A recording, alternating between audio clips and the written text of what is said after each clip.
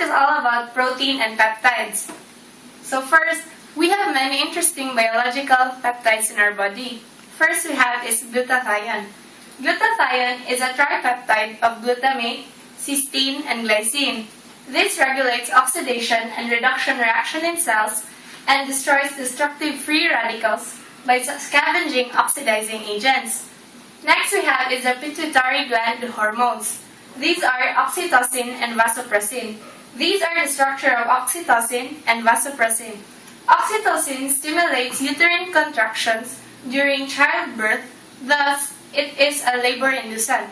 Second is vasopressin, which stimulates water resorption by kidneys and increases blood pressure. Next we have is enkephalins and endorphins.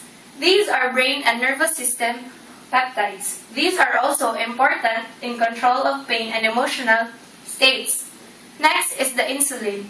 These are peptide hormones that regulates carbohydrate metabolism and stimulate storage of glucose as glycogen inside our body. And last we have is the NutraSweet or aspartame. This is used in diet and low-calorie foods and drinks.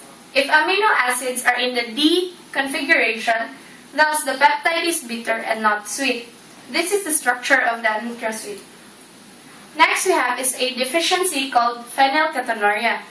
This is a genetic deficiency in phenylalanine hydroxylase, which is the enzyme that converts phenylalanine into tyrosine. Phenylketonuria screening is mandatory for all newborn babies. So what is the treatment for this deficiency? The treatment is low phenylalanine diet and blood monitoring.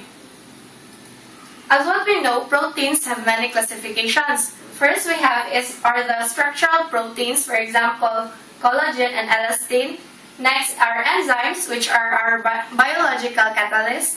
Third, transport and storage proteins, which are oxygen and lipoproteins. Next is muscle contraction and mobility proteins, the actin and myosin. Immune proteins and other protective proteins, which are the antibodies that destroy viruses and bacteria inside our bodies. And lastly are the regulatory and receptor proteins, which are the hormones, the G proteins, and brain receptors.